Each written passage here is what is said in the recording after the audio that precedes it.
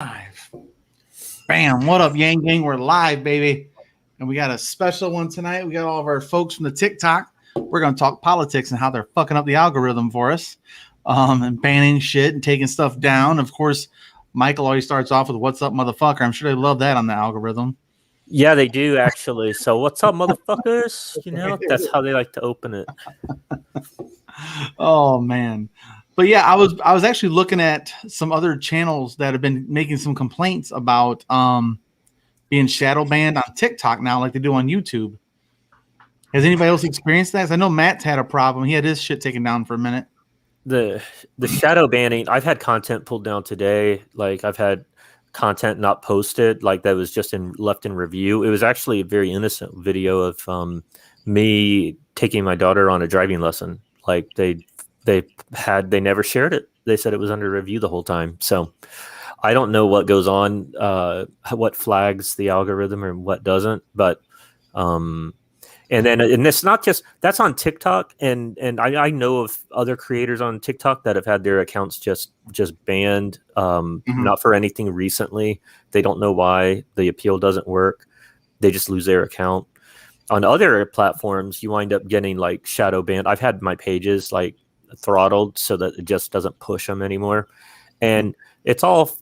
We just want to know with transparency what the rules are. Like, what's the rules? What's the appeal process? All that stuff's cloak and daggers. You know, it's like, but it's all hidden, I should say. Yeah, I had a comment get flagged for hate speech and bullying because I was responding to someone being racist, like literal racist. Yeah, like they said this one beautiful young black girl made a video. She's very upset and in tears about the George Floyd thing, and she's like, finally some accountability and this and that. And some guy made some kind of a racial slur in there, or not a slur but a reference. And I'm like, fuck you, bitch, And then of course I get taken down for saying fuck you, bitch. I'm like, oh wow, it's not right. It is. Yeah, that's how they get you, is they bait you into saying something like that. And then it's always, they use a lot of these like anonymous accounts. Like, so they create they create dozens of these brand new accounts with no profile picture, no posts, no followers. And then they use all of those accounts like mass report, and TikTok should just like not weight those reportings from those accounts. That would I would like them to consider like a new algorithm for their own algorithm as far as reporting goes, like mass reporting. From if you get 10 reports on one video and all 10 of them are accounts made within the last day and they have zero, no content or nothing, like what the fuck? Throw that shit out. Yeah. It's not that big of a fuck. It's not that hard to figure out, man. I'm a physical therapy guy. I don't know shit about IT, but it's not that fucking hard either. We just did it. Yeah. Fuck off, It's a few lines of code. Like exactly. they're capable. That. Yeah, they're capable of doing this. Here we go. Who we got here? There's Matty. There he is. What's up, guys? What's up, TC boys? Hey, Mike. Ooh, he's going tribal on us.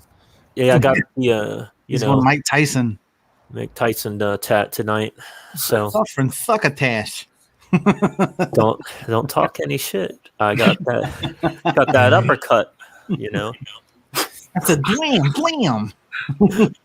I used to love the impressions they did on In Living Color with Keenan Ivory Wayans would do the Michael Tyson ones. Yeah, that was the best. Good times. In Living Color was the best for sure. It was, man. Oh my god, yeah, that shit wouldn't fly today. Well, think about The Office, my favorite show of all time, The Office. That would never see the light of day today with their political incorrectness on it bullshit, and money wouldn't be canceled. It would be for a rapey kind of cartoon with his name Pepe Le Pew. They want to cancel the frog and the fucking skunk. Fire Marshal Bill is a classic. I don't care what anyone says. Homie the Clown. Homie the Clown would get him canceled. Foghorn Leghorn is my classic. Thank you. That's the best one ever. Foghorn's the best, and the Chicken Hawk. When they go together, I'm in. I got drunk one time in the military and almost got a tattoo of the Chicken Hawk. You should have followed through on that one. That'd be badass. Dude, I was fucked up. He's like, where do you want it? I'm like, I think on my shoulder, man. You know. He's like, you've been drinking? I'm like, well, of course. And he's like, well, you can't get a tattoo when you're drinking. I was like, I stopped drinking just a minute ago. That's, He's like, I'm not but your drinking. blood. He's like, but your blood is still thin. I was like, well, I'll thicken it up, you know. Just all, the fucking 19-year-old idiot, you know. I really That's thought like- about the foghorn or the little chicken hawk, dude. I was gonna use one of this shit right here. And was he had a little stick in his hand, with his arms crossed, like. Yeah. dude, you owe that tattoo artist. He saved you. He saved you. Because some of them guys will just do that shit. Like they're like, you got $20? Yeah, Elizabeth says, I said, boy, I say, boy, catch I the say, ball, boy, the boy, ball." I said again. Bro, all the fucking, just all his sayings are gold. I gotta go back and like just write that shit down. Oh my Just speaking god. Foghorn Leghorn. Him and the dog would get into a fight, and the dog would run to his end. Shut up! Smack the shit out of that dog. Oh my god. Anyway, yeah, that shit would get canceled, man. Half that shit's canceled. It's not politically correct and yakety yak, you know. But here we are fighting a fucking algorithm we don't see. Yeah, It's like fighting air. Like you're It punching is. at nothing, and they don't want you to figure it out. they They want don't. to keep making money off you while they cancel you, because they still make money. Yeah, they. Yeah, that's the biggest bullshit right there. How are they gonna demonetize you but still allow your videos to go up? And take your money. Yeah. Like, hold on, we can't monetize you because we don't approve of your content, but your content can stay on our fucking platform. And bring traffic. Yep. Well, just like YouTube changed their content monetization program, where, like, when I first started, they changed the rules right when I started, where you had to get 1,000 subs and 4,000 hours of watch time in a 12-month period. And until then, you're working for free. So I just got lucky, guys. I got so lucky that I hit the iron when it was hot with Andrew Yang. My videos were longer, so I had like an hour video. I get 4,000 watch hours in like 2 weeks. When people were watching my live streams, that all counts. So I'd be at an event for 4 hours and have like 1,000 people watch it. That's it. That's 4,000. Other people would struggle. They short videos and they're like, "Oh, I made a 5-minute video, but it's got like 1,000 views, but they don't watch them all. It gets like 1,000 minutes, but like 4,000 hours. See, Like, here's It's a lot. Hold up. That don't sound right. 4,000. No, it can't be right. Anyway, they changed the rules because no matter what change it benefits them first and foremost. Why else would they change it? That's right. They're acting in their own best interest. And what's interesting to me is if you've seen some of the AI that processes video, like does the video indexing, you know, even the captioning that they have now, where you submit a video and it does the captioning for you. They're able to know what words you've said in that video. They're able to know the context. They're even able to detect the emotion, the sentiment, whether it's angry, whether it's sad, happy. Yeah. They know all of that. So if there's content that they don't want on their app, they could literally just block it before you posted it.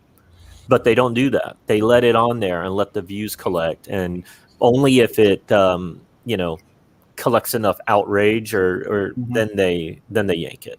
Which I had a video on YouTube got like 25,000 views in like an hour. Like it just tripped it, man. Right timing. I was literally the first one. It was a Yang event in where's we at? Chicago. Because nobody came to Chicago but me, because I could drive there and no one really knew about it. It's like a private fundraiser. And so I got lucky. I knew the right people. They let me in for free instead of $300. So I ain't fucking paying that shit. Nice. So I showed up in live stream. I was the only one there, and there's no Zach and Matt, and there's no Paget, there's nobody else. And all of a sudden I had like 1,000 people watching a live stream. And then that's awesome. That got taken down because someone drove by with their fucking radio on. Because of Return of the Mac. Wow. So when Andrew came out that song, I had to mute my mic so he wouldn't take me down every single time. It's It's insane, and our lawmakers don't know the first thing about the internet. So good luck getting them to. Well, you saw them testifying before Congress. So how do you make money if you give it away for free? You're like, really? Really? You've had 4 months to prepare? Well, they have interns that can do all the research. They didn't read the briefing. So that's what it comes down. Or they just didn't care. Yeah, I've been asking the Google guy about the iPhone. Can my iPhone track me anywhere I go? And he's like, "Sir, I work for Google. I'm the Google CEO." Like, motherfucker. Oh. I don't know. Ask the Apple guy, motherfucker. Well, it's like someone was saying. I was some anti-vaxxer got on my shit once, and TikTok. It's like it's a hoax, this and that. They put a tracker in you. I'm like, listen, dude. Let's just say they do. Let's say they put. Let's say they really do. I'm gonna give you the benefit of the doubt. They probably put a tracker in my arm. That's not very cost effective. We come pre-built with them now, dumbass. Yeah, This tracks everything you fucking do. Genius. We're volunteering our information. My favorite one was the masks. They were saying that the masks was a tool of the for population control or something, and so I made a meme of security cameras pointed at a guy with a mask on, and I was like, yeah, defeat the deep state, wear a mask. Like, come on, they don't. I don't know, man. It's the level of idiocy we've seen over the last year is just through the roof. But I'm trying to encourage my kids to watch that movie Idiocracy. Yeah. It's really hard to watch it. It's a tough watch. It's a terrible movie. But damn it, it's a little too close to home. It's very close to home. I haven't seen it. Oh, dude, it's terrible. It really is terrible. Like Terry Crews is a professional wrestler turned president. It's hilarious. I thought it was awesome. What did Trump do? Trump's in the World Wrestling Federation Hall of Fame for being a fucking all-time jack-off. My favorite. He knows. I love when he shaved Vince McMahon's hair. I made some memes with that video. I was like, this is Trump and the U.S. public is the Vince McMahon. It's Trump like claws, shaves him bald. But so bad. That's who we elected. So, but that's what Idiocracy is. Idiocracy is based upon a prostitute and a military guy got frozen in time for a couple hundred years, whatever it was, and they wake up later on accident, and the president is a professional wrestler, and everything on TV is about farting. It's like it's all funny. It's all making funny. Like, oh, it's just everything's about farting. The most popular show was a fart show. Yeah, we're about 50 years. We're about 50 years away. We're not far off, man. We're not. Yeah. But that's the thing, though. They'll promote a video where a kid opens up a surprise egg. That'll get tripped because they want the money. The money's where the kids are at. Kid shit's where the money's at because they're the ones that keep scrolling and scrolling, because the algorithm is their new babysitter. They take full advantage of that. Facts. You go to a restaurant, some little fucking shithead kids going crazy. And a mom just shoves an iPhone in his face. That motherfucker knows the passcode and everything. Bro, that right there. All right, so just like I work at a restaurant, right? Biggest fucking pet peeve, and this shit happens a lot. I'll come up to a table. It's not just a kid. It's like someone like 13, 14 years old. They're on their fucking pad or whatever, their phone. Literally, it's time to order your shit. And like they don't fucking respond. And the parents like, oftentimes they'll be like, talk to the kid. But like oftentimes they just like wait till the kid fucking responds. And I'm like, yo, is this like fucking real life? Like your kid's not responding. You're not doing anything about it. They're just fucking locked into the thing. I'm about to just walk away from your table. Like you're not going to like that. And finally I was like, it seems like you guys are occupied.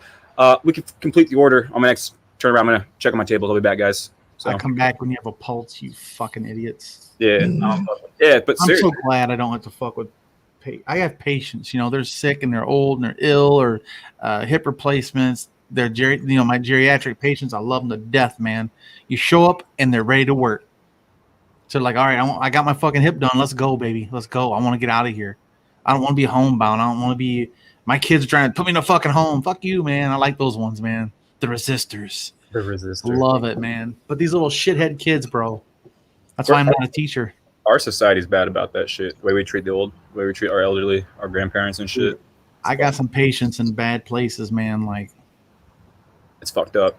Yep. I gotta make It some is. phone calls sometimes, man. Like, hey man, you got somebody's failing these people here. I Fucking pisses me off. I'm a huge fan of DoorDash, but I tell you, during the pandemic, especially when that stuff was raging, I ordered some DoorDash, and I see a gentleman has no business delivering food. Like, he should be retired and not, and he's Yeah, barely relax. walking up to my door, and I'm like, man, what are we doing as a society? You know, like something's wrong. Something's wrong. Lots is wrong. The way we treat our children and the way we treat our elderly, it's fucking insane. Like, and I mean the word insane, literally, because Well, it's not even intuitive. no, It's just not. It's like, let's look at the kids. If you make an investment early, it pays off in dividends later. And then the opposite is you've paid all your fucking dues, man. It's time to take it easy. Yep. Enjoy life, man. Not work at goddamn Walmart being a greeter, standing there the majority 8 hours. the majority of this country loves the authority and the system more than they love even the future of their own children. I think it's greed, and they're so. Even though the numbers show the long-term investment, it's worth the investment in our youth because of the long-term payout. They'd rather take the dollar today. The dollar today is worth more to them than $10 tomorrow, and that's just greed. Numbnut society. Yeah, I struggle with that sometimes too. Like, I put money in Bitcoin. I'm like, fuck, man, I got a couple grand just sitting there. Why am I putting off doing this for another 2 weeks until I get paid again? But if you just gotta leave that shit alone, man. Leave it alone. Don't touch it. What I did is I didn't take money out of my check. I took it out of my tax returns as if I never had it. And instead of putting it into a savings account where they give me 0.044%, while they loan out for 8 to 12%, the motherfuckers, I said, no, I'll put it in Bitcoin, man. You can't beat the system. Like, when they finally figured out how to beat the system, like with GameStop, they just changed the rules. Mm-hmm. They changed the rules on them. Like, they clutched their pearls when GameStop played their asses like a fiddle. Mm-hmm. These guys can't rig the system like we have been. CNBC's coverage, MSNBC's coverage, Fox's fucking coverage. It was such trash too. I was like, oh my god, this is so bad. This isn't right. People could be harmed. People have been fucking harmed. What the fuck are you talking about? Oh, man. Where you fucking been the last 4 decades? Bernie Madoff. The only time they cared was their money. When Bernie Madoff ripped them off, they wanted to crucify that motherfucker because they got took. They got exposed. They're not that fucking smart. Yeah, I love that. After that, like, we're no longer going to announce like short sales and shit like that. That's the worst. Is the people that are pulling these scams off against us in politics or in finance. They're not smart people. Like, they're not genius like evildoers. They're just normal, like, everyday con men, and we let them get away with it because we're generally too busy and dumb or preoccupied to pay attention. Yeah, no, they're living paycheck to paycheck, man. No one's got time to pay attention. You're starving. Very true. How can you do research? Folk can do your own research, bitch. I gotta work 60 hours a week to keep my lights on. And then they flood the zone with all the bullshit to just oversaturate it, and people just check out. I'm trying really hard not to be critical of people, don't have time or the resources to look this shit up, because that's why they depend on stuff like us to break it down for them, make it quick sound bites, and hopefully quote your fucking sources, not just an opinion piece. Bring some charts with your ass, Yeah, I love to bring charts and stuff when I make my videos. I try to include it from a reputable source, and and I don't know a lot about TikTok, but I figured out the moment you put your hand up, it puts the thing out there for you. I like that. That's convenient. Like, looks dope too. Yeah, you're like, you see this bullshit? That's India. They're fucked. Like, their exponential growth. Yo, what? Have you guys seen that chart? It's nuts. India is in a bad place. I got a buddy over there, and I checked in with them, and he's like, he said it's bad. He made a plea the other night just for money. He said, if you want to help, some cash, because they're literally, families are on their own trying to find oxygen for their loved ones. And the prices are just jacked through the roof because everyone's taking advantage of the, lack of supply. So So I'm gonna show you guys the BBC's website that I trust BBC more than anybody else. It shows the chart with deaths and cases. There it is. BBC, the mouthpiece. Yeah, so of the British Empire. God bless. The what's that? Mouthpiece, of the British Empire. God bless. Well, yeah, but they cover international news better than we do. Oh When yeah. it comes to like India, we don't. We just. So when it comes to something like this, I look here. They went over 400,000 cases as of yesterday, but this was the peak of it, man. You know, and that was back in September and before November, and then I mean, this is a scary exponential growth. It really is, and we don't know The why. deaths are matching too. The matching the curve. So Yeah, I was just going to ask you, Michael, do you think it's because it's like a variant that is either just way more feisty than the others? I was just reading up on this tonight, and they don't know. India's not done a lot of genome testing on the viruses, so they don't know what variants are out there. They think that there's a combination of variants. One of them may be very bad, but the healthcare system has collapsed, and there is no good data. But we should be concerned. There seemed to be an indication that the variants there in India though were more resistant to, or the vaccines are less effective against, especially the Moderna, and the Pfizer still holds up pretty well, apparently, but some of the other vaccines, not so much, like 50% effectiveness, it looks like. So. But they had declared victory. Like India had like just a month ago, like their parliament. What was that? Based upon what? Like what made them think that they had this shit under control? They're ready just fucking arrogance, and that their numbers were flat. If you look on that chart there, there's like, yeah. But so what? That literally means nothing if you don't have the established conditions with which to go fucking back in. It just means cool, you're doing a good job right now. Like how? Like this is like. I literally, I don't understand. Like my mind, like I literally can't fathom it. Like I don't understand it because like this shit's not difficult. Like this pandemic was not difficult actually. Like even if you go back in time, it's not hindsight bias. Like I was saying the same exact fucking shit last March. It's not fucking difficult. You look at the smart people who study this shit. They say do this. And you're like, huh? Okay, cool. And then fucking crazy. The countries that did that are doing pretty well. It's fucking mind blowing. Like whoa. Like, and it's not hard. Go look at GDP decline. Go look at countries that actually did this shit, and they experienced less GDP decline. It's not fucking difficult. It's literally not fucking difficult. Like, well, really, New Zealand and Australia are the perfect example. They shut shit down. With New Zealand had one case. The entire country went on lockdown for 3 weeks, not 5 days, not 10 days, 3 weeks. They said, guys, we have another one. Shut it down because it could be everywhere, and they comply.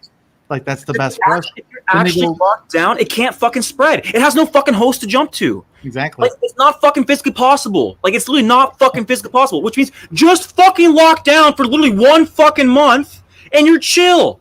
Like literally 1 goddamn fucking month. 1 month of your fucking life. And here we are a year later, and we're still bitching about it, and we're still wondering why 600,000 people are about to die here. Like we deserve this shit, dude. We so deserve this shit.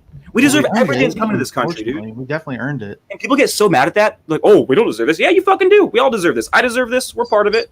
We're all part of this shinking shit. Yeah. Well, I'm going to show. Let's look at the most recent article here on Reuters about India.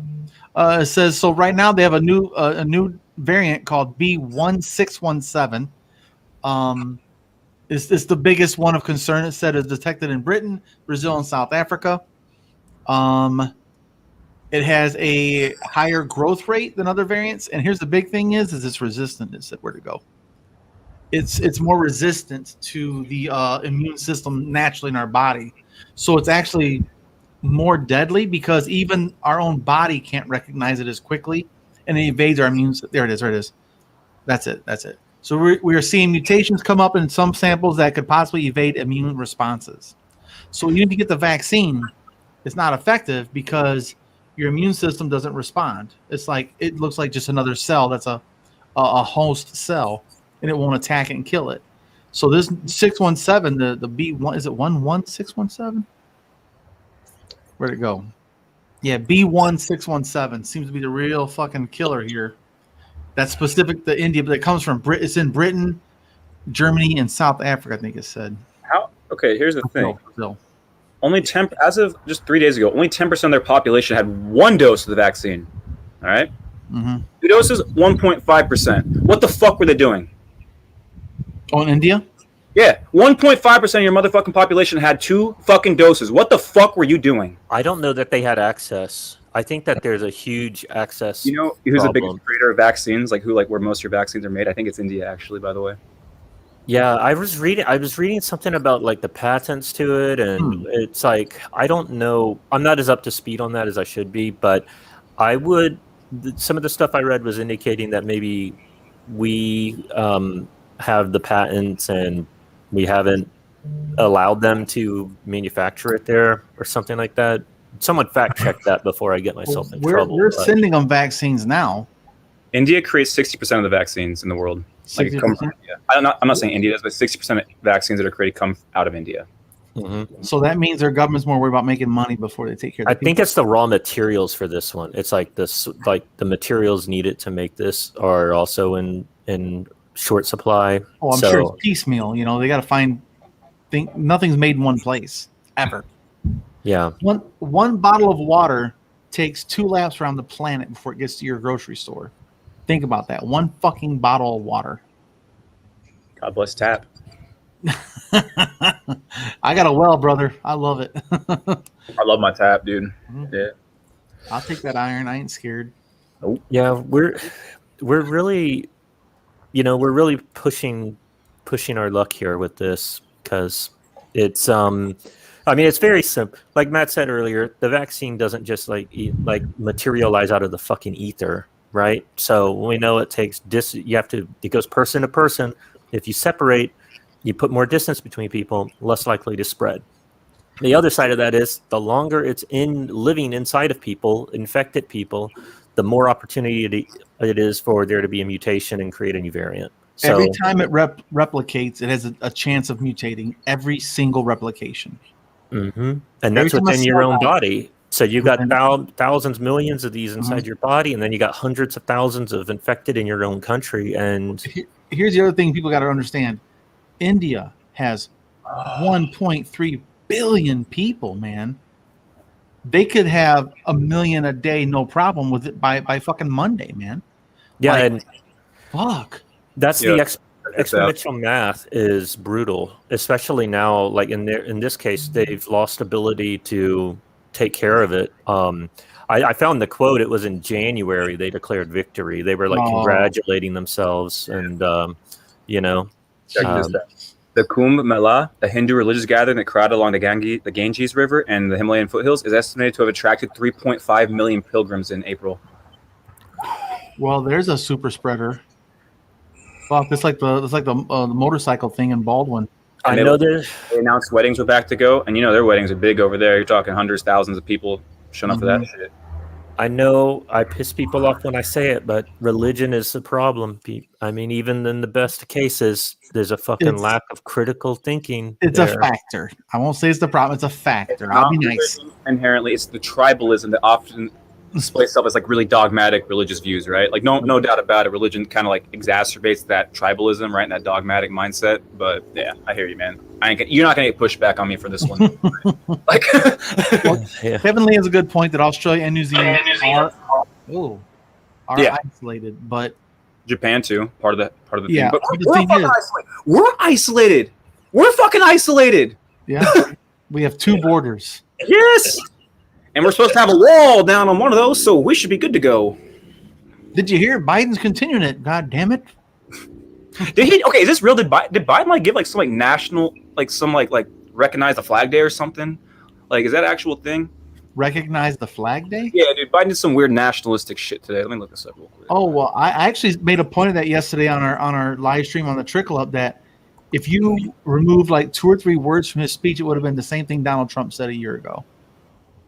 Buy American.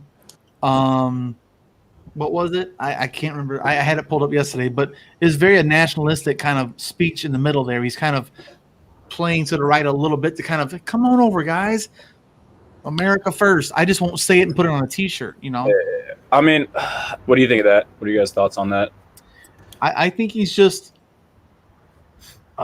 He's playing to his strengths. That's who he is. He's a moderate Republican. Yeah. Yeah. He's old school moderate Republican who's a Democrat that does believe this bring the jobs back home. Come on now. The danger is that Biden won running a moderate, like centrist campaign, pulling in disaffected Trump voters. So he's going to double down. Like he's going to try to. He thinks that's his key to success, and so that's going to move the Democratic establishment types closer to the right, closer to the center, and so that's one of the forces at work. Well, here's the funny thing about that speech too is last night or that night 3 days ago he said we gotta get a livable wage, $15 an hour. I was like, bro, you abandoned that shit back in February, bro. You didn't care about it that much then. I know it's for expediency, you want to get it in there, but if you really held their feet to the coals, they would have fucking collapsed. The reality is, for the most part, for the next 2 fucking years, if Democrats want something, they could probably make it happen. Mm-hmm. And they're not going to, which is why the DNC is a bigger problem than the GOP, because our avenue for change isn't an avenue for change. It's an impediment. Well, I'll push back on that a little bit. I'll say yes if the filibuster was a speaking filibuster. You can't just say filibuster 60-40 now. The big problem is the 60-40 thing with a 50-50 split. Yeah. That's the biggest problem is the numbers right now. They didn't win enough. They fucking sucked. The thing is that Biden is not going to bully the fuck out of Joe Manchin and what's her name in Arizona, Sinema, like Trump would. Would Trump have tolerated this shit? Fuck no. Trump would have been right all over them and had them voting the way he needed them to vote. Well, just like when they asked Bernie, if you win president and people aren't going to pass your Medicare for all or whatever, $15 an hour, they said, what are you going to do? He goes, I will go to their neighborhood and I will primary them on their own property. Like, Bernie's got balls. Yes, he does. He says, I'm going to come knock on your doorstep and say, bitch, jump right now or you're done. Like, he will use the bully pulpit for what it is. Yeah. And Biden wants to play nice, Find out. The whole point of the fucking executive branch, at least in my eyes, exactly the bully pulpit, is the fact that you're not really there to necessarily. You don't want to be executive ordering shit. The whole point is to fucking pinpoint conversations need to be had, use your fucking power to direct those conversations, then get legislation enacted. Like, we haven't done that in my lifetime. Well, like Obama did that one time where Obama used his power. He says, I will not sign another piece of legislation until this is on my desk. That's the last time I've seen it done. Here's what I would do. And before that was a crime bill, just so you know. I would find out where Manchin's money is, where are his investments, what are the businesses he owns, and go bring him into the White House and be like, here's where your net worth is. Here's where your family's net worth is. We're coming after these. We're going to have audits. We're going to target his ass. Same with Sinema. Yeah, you start that, you got to go after everybody in that bizatch, which I'm cool with. I would just do it for the people not voting the way I want. But see, that's like I'm with you. Like, obviously, I'm not opposed to strong arming inherently, but generally, I'm opposed to it. But in this circumstance, in this time period, this is the time to do it. I think this 2-year window might be it because the GOP is actually dead. Like, they're weak as fuck right now. Yeah, there's they're split right now. Like, they're literally split. They're trying to bridge that split. They're going to win the House. Huh? They're going to win the House. Yeah, that's the problem. I don't know. I don't know. I have no clue. They don't have the Trump support. Look out. I'm telling you, this is this is an overconfidence that's not justified. Oh, I agree. They're going to win. The Republicans to lose. They've already. It always benefits the one who won. The other party kind of gets their swing.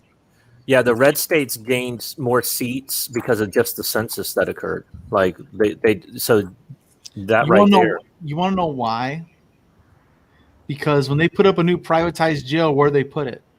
Whitey. In a predominantly white neighborhood, they take all the black people and brown people from their neighborhoods and they count them in their census in the jail's neighborhoods. Correct. It's the rebranding of the 3/5. Ooh. I like that.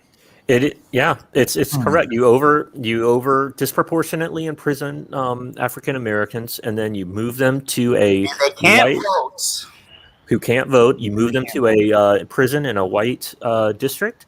That counts as the census. They get representation at the U.S. House and at the state level, but then they can't vote in the election. And that's the modern day systemic racism and voter suppression in action, concrete example. So I have a question. Yes, sir. How long can this go on, and how long can it last? Or I get that you guys are right in the battle, and I appreciate the work you're doing. But it's like I'm watching how it's getting worse, and I just wonder how far down this rabbit hole will we go before something gives way and we're without, or we're within, one or the other. It's close. There's only 2 forks or 3 forks in the road, as far as I'm concerned, of this trajectory. One, we destroy the GOP altogether. The Democrats become the new Republicans. The progressives become the new Democrats, and we have a reset. Okay? And then you have the extremists on both sides. That's one avenue. I prefer that avenue. 2, we have a legit, like, political, racial, whatever you want to call it, war, not racial, but a civil war. Cultural, it'd be all that shit. It'd be all that stuff. Like red hats versus blue hats. Here we go, boys. Or 3, we become an authoritarian monarchy, a corporate authoritarian monarchy. That's where we're headed. I think we're already. That's the most likely projection right now. So we're almost there now. I think we're already. Yeah, we're already an oligarchy, a corporate oligarchy, and history shows these break 2 ways. It goes either to fascist regime or a populist uprising. So we're fighting for a populist uprising. So here's the thing: we're already a fascist regime. We have been for about 70 years. I'm going to say. I'm going to actually die on that line. I wasn't sure about that even a month ago, but now I'm pretty sure we've been fascist post 1950. To your point, that populist uprising was fake. But now you have that fake populist uprising a la Trump clashing with the fascist corporate establishment, right? And it makes for a really fucking weird, it's just weird. I don't know. And the weird thing is I had to side with the fucking corporate fascists instead of the fucking chaotic fascists. That's the point that you and Shai went down about, the whole chaotic versus what was it? Chaotic evil, lawful evil, neutral. That's it. The evils. Yeah. I was fascinated by that conversation. I learned a lot about some systemic kind of things. Like, okay, we got some more problems. Like, it's fucking deep, man. What up, Steve? This live stream is sponsored by Miller Lite, courtesy of Steve. What's up, brother? If only. Hey, it's good to see you guys. I don't think we've met our friend, Mr. TC Townsend. TC's my boy. I'm a witness. I'm an old man witness, and I'm watching you young men and fight it out, and I'm loving it. So, You're a Jehovah's Witness? No, but I know how to get rid of them. Oh, me too. I get down. So he just said fuck. So he's not a Latter-day Saint. He's not a Jehovah's Witness. He's not. For a long time, I was a cheerleader, and now I've grown old and I've just become a witness. Oh, I see. Yeah. But I don't think I've ever been a player. The quickest way to get rid of Jehovah's Witness is strip, guys. I'm telling you, it works like clockwork. I think it's the quickest way to get rid of most people. You want to get in a fight? Start under wrestling. Let's go, boy. Like, whoa, what are you doing? What are you doing? I get down to my skivvies and I start hip thrusting. I want to start that action. All right, you won. I'm usually just like, have you heard of our Lord and Savior, Andrew Yang? That's usually how I start. You want to hear something funny? I was actually live streaming. My computer used to be over behind my couch where my treadmill and my bike's at. And right behind me is my front door. Well, I was sitting here live streaming with Ariel. This is like a year and a half ago when I first really started getting going. And it's the middle of the summer. It's beautiful outside. And no one comes down my road. I live at the end of a dirt road. That's my driveway where it turns. That's my dirt. No one comes here unless you're fucking lost or you got a problem or you're looking for fucking mushrooms right now, which they are doing in the fucking woods because of the rain. But here comes this Lincoln Continental, typical Jehovah get up there. And they're all dressed to the nines. There's 3 people. And I looked out the window. I was like, "Hey, Ariel, give me 1 second." And I went outside. I was gonna get rid of them, but I thought this is a fun opportunity just to fuck with people. I like that. And so I didn't realize how sensitive my microphones when I first got my microphones and stuff. It picked up our conversation outside. Oh wow. And so they're like, "Have you heard of the?" I was like, "Yeah, give me your stuff. I'm gonna hear you guys out, but you got to hear me out. Deal? I'll give you 5 minutes. You give me 5 minutes." They said, "Okay, what do you want to talk about?" I was like, "You go ahead and pitch first." They did their thing at the end. I was like, "Okay, now before you go, I had some business cards, you know." I was like, "Here you go. You guys ever heard of Andrew Yang?" And they're like, "Huh?" I was like, "Andrew Yang, he wants to give us universal basic income so no one should suffer in poverty. No one should go without health care. No one should go without shelter. Basic needs. That should go right along your guys' morals, right?" "Well, yeah." I was like, "We want to abolish poverty. So do you, don't you? Right? Yeah. Check out Andrew Yang, man." And I didn't know you could hear me. This is live. I come back and Ariel is dying. He's like, "That is the coolest thing I've ever heard in my life." I'm like, "What?" He goes, "I heard every word." I'm like, That's "Oh, awesome. you heard that? Me pitching that to those dudes, man?" And as soon as I started saying, and then the motherfucker was walking backwards down my stairs, creeping out. I was like, "All right, come back anytime, guys." Anytime. There's a lot of Mhm. questions about the churches, though. Like, you've got churches and communities that have been collecting donations from families in those neighborhoods for generations after generation, and where's that money going? It's not going to Right. local Tax haven. resources. Yeah. Like- So the good thing is if we were to implement a value-added tax, if the mega church pastor wants to go out and buy a Gulfstream jet, he's going to pay a tax on that. But if the church wants to use the resources to buy diapers and peanut butter, they're going to pay a much lower tax on that. And that is one of the beauties of consumption tax. That's it. Incentivizes good behavior with your money, at least. They can still rape boys and stuff and move them around the world, but Yeah, we should pass that value-added tax outside of a UBI, like just in general. Like, that's the rest of the industrialized world says. well, that's what I'm worried about is them use using it it. to fund a stupid fucking program, though. Yeah, Yeah, some half-ass kind of thing.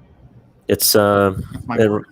yeah, it'd be more fair than. Well, yeah, it's, you know what? That's the worry with all of this shit. If we don't get enough people engaged, it's all gonna. Anything that we do is pointless. That's the problem that we don't. Most people don't understand. Most people think that they did their job by voting in this last November. They But think here's that the thing, though. If you had a good system, that is good enough. Yeah. You can have a racist system without racist people. I don't know. I System think set up to do the right thing. It'll do it, man. the corporate. Just hold on a second. Let's pause that real quick. Yeah. You can have a racist system without racist people. Yeah, it's called Racism Without Race. It's a really good book I just read about the system. You can everyone can change their mind. If you don't change the system will still oppress certain people by the system you left. Period. The rules are set up. Oh, I got you. I flipped that. I thought you were saying, like, I got you. Okay. Yeah. So if we have a good system, no matter who knows, is aware, if it's doing its job, just fucking vote and go live your life. We got this. If the system is meant to represent you, it will, but it's not meant to represent us. And that's the whole point. Our system's fucked. It's here to exploit us. We're like fucking data mining machines for them So now. why are we taking half measures to change it? Why aren't we going full send? Is what I'm trying to figure out. That's what I'm saying. Like, my game plan is literally just to climb the ladder and tear this shit down once I get high enough and rebuild it how I want to rebuild it. Like, that's the game plan. I don't know what's going to look like because I don't know what the fucking, as I climb the ladder, I don't know what it's going to look like as I keep moving up. But it's a pretty simple plan. Climb the ladder, do as much as I can within each fucking level, and eventually get high enough to where I can actually impact this shit how I want to impact this shit. Like, I don't know. And I think the way to do this is through media, right? All eyes on me, and then jump into politics. Well, I'm actually going kind of the same route where I've done what I could on here, but I'm actually going to run for state legislature in Michigan if the districts line up and if there's not a good candidate. Like, we've got some great fucking candidates. We just got stupid fucking people. So Right. it doesn't I'd matter like what to- the platform is. I would never be marketable enough to be a candidate for anything. I would be a good dog catcher because I look the part. But if it were me, I would want to run a super PAC. I would probably call up Seth and some of the old people from Humanity Forward Fund and be like, hey, look, let's go win the cryptocurrency lottery. Let's go get some names of some donors. And let's start a fucking super PAC and start making some propaganda. How we do it right there. people working that super PAC angle, some people actually running. We got to connect all of us, right? Like we got to. That's what I'm saying. Fuck the DNC, fuck the RNC, fuck the United States, fuck all this shit. Let's just carve out our own fucking space and fuck all these motherfuckers who ain't about it, dude. Like, because people like that message. They're just afraid. But if you have enough people who want to fucking just keep pushing forward, they'll get in line. You just got to have that core group who's want to keep pushing. I like the idea of a cryptocurrency super PAC. Well, I mean, like wherever, you know, I'm hoping that in 3 to 4 years, like if Andrew Yang runs in 2024, I can be a maxed out donor. Like that's where I'd like to be. But it takes money to do that.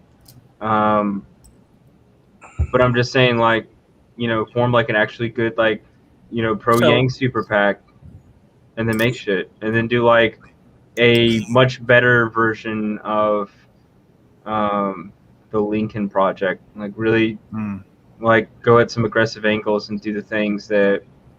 Dude, we could wreck some shit with a properly funded media. Yeah. That's the whole. That's why I started the trickle up, man. I'm telling you guys, the media, like you're saying, Matt, that is the way to go to become a voice that people will. You can earn some authority. Media is ground zero of the communication game. This is a communication battle, all right? It no longer is the day of swords and shit, all right? It is communication, it is ideas, all right? And you got to win that battle, and it starts with fucking media. It starts with big tech, and it starts with corporate media, all right? Like, these are the two entities that dictate information in our society, and we have to, at least one of them, we have to mold in our own image as a people. It has to represent Main Street. Until that happens, we will forever be having these conversations, wondering why we can't affect change. Yeah, I wanted to circle back to something. It was the, you know, people not being engaged anymore, people thinking that they did their part when they voted in November. That's the problem. Like anyone that voted and they think, oh, well, we did our job, Trump's not in office anymore, and now everything's going to be fine. No, literally, like the corporate lobbyists they don't stop. They don't give up. Hell no, it's never good enough. They're always active, and so we need to be always active. And all of these very intelligent people that are very productive individuals of society have figured out that social media in general is at best a troll farm and at worst psychological manipulation. They've decided to fucking check out of social media and disengage, and that's the wrong move. We need them to re-engage in social media and become their own platforms, become influencers, grow an audience, because we need a network of these people that are smart and give a shit, that can grow a following and spread our own message, carve out our own space. We need well-informed people. Yes. That's the problem. And to Steven's point, plenty of QAnon fucking morons out there. They're yes. And if you leave social media, you leave it to them. That's what they're doing. That's what they're advocating for. That's why it's wrong. But to Steven's point about him not being marketable as a candidate, dude, have you seen what's running in Georgia, bro? You can run in Georgia. Like you could. Yeah, I can. You can do anything in the world that you want if you're independently wealthy and if you have like a shit ton of money and passive income. What about Marjorie Greene Taylor? Is she independently wealthy? Yeah, dude. Yeah, really? She owns several houses. Does she? She owns like a CrossFit gym. Like yeah, she's an entrepreneur. And I can tell you what, like I tried reaching out to the Marcus Flowers guy, and there's a couple other Democrats running against her. I don't think they're going to be able to do it. I don't even think that their brains are wired in such a way to know how to play that district.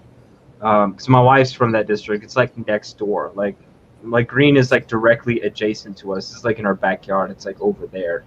And I'm in a worse person's district. I'm in Barry Loudermilk's district. That was for you boys. That's the guy who compared the impeachment of Trump to the crucifixion of Jesus. Oh fucking hell! That guy's my congressman. His office is like on the road. God. All right. So this is where I am.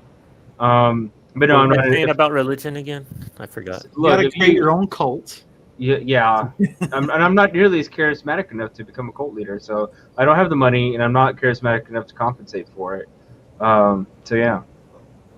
Well, I reached out to, because I really do have a problem with the Democratic Party as a whole, and one of the county people reached out to me because they heard that I was thinking about it.